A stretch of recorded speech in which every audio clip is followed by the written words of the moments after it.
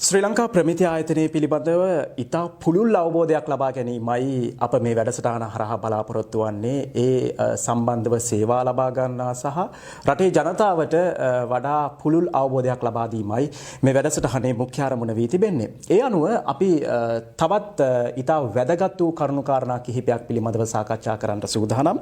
ඒ සඳහා අප වැඩසටහනට සම්බන්ධ කරගන්නවා ශ්‍රී ලංකා ප්‍රමිති ආයතනයේ අධ්‍යක්ෂ ඉංජිනේරු ප්‍රමිතිකරණ සුනන්ද ප්‍රනාන්දු මහත්මයාව ආයිබෝන් කියලා ඔබතුමාවත් පිළිගන්නවා.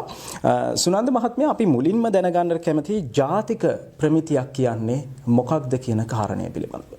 ඔව්, දැන් ප්‍රමිතියක් වශයෙන් අපි හඳුන්වන්නේ ඇත්තටම භාණ්ඩයක හෝ සේවාවක තිබිය යුතු ප්‍රධාන ලක්ෂණ අඩංගු තාක්ෂණික ලේඛනයක්. අපි ඒකට කියන්නේ තාක්ෂණික ලේඛනයක් කියලා. එතකොට මේ ප්‍රමිතීන් ප්‍රධාන වශයෙන් ඇත්තටම ගොඩක් ප්‍රමිති වර්ග තියෙනවා. නමුත් ප්‍රධාන වශයෙන් භාවිතා වන ප්‍රමිති වර්ග තමයි දෙකක් තියෙනවා, ජාතික ප්‍රමිතීන් සහ අන්තර්ජාතික ප්‍රමිතීන්.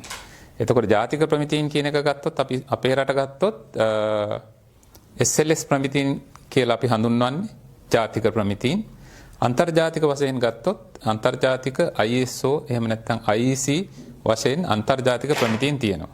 මේ ආකාරයෙන් ප්‍රමිතීන් වර්ග කීපයක් භාවිතා වෙනවා. ඔව්. ප්‍රමිතියක් සම්පාදනය වෙන ආකාරය පිළිබඳවත් අපි ඔබතුමාගෙන් දැනගන්න කැමතියි.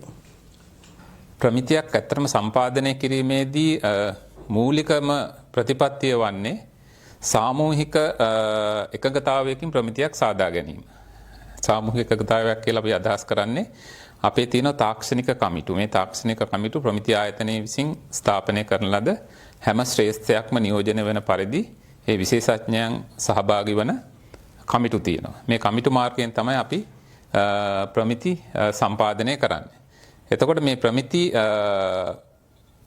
සම්පාදනය කිරීමේදී අපි මූලිකවම බලනවා, මුලින්ම අපි බලන්නේ මේ සම්බන්ධ මොනවා හරි අන්තර්ජාතික ප්‍රමිතීන් තියෙනවද කියලා. මම කලින් සඳහන් කරා වගේ ISO ප්‍රමිතීන් තියෙනවද කියලා බලනවා. එහෙම ISO ප්‍රමිතීන් තියෙනවා නම් මේ ISO ප්‍රමිතීන් අපේ රටට ගැලපෙනවද? අපේ භාණ්ඩවලට මේවා ගැලපෙනවද කියලා බලලා මේ කමිටු හරහා බලලා එහෙම ගැලපෙන අන්තර්ජාතික ප්‍රමිතීන් තියෙනවා නම් ඒවා අපි අපේ ප්‍රමිතීන් ලෙස ඇඩොප්ට් කරගන්නවා. එහෙම ගැලපෙන්නේ නැති අවස්ථාවල අපි අපේ රට සුදු ප්‍රමිතියක් හදන්න වෙනවා. එහිදී අපේ කමිටුව හරහා මූලික කෙටුම්පතක් සාදලා ඒ කෙටුම්පත අපේ කමිටුවේ දීර්ඝ වශයෙන් සාකච්ඡා වෙනවා.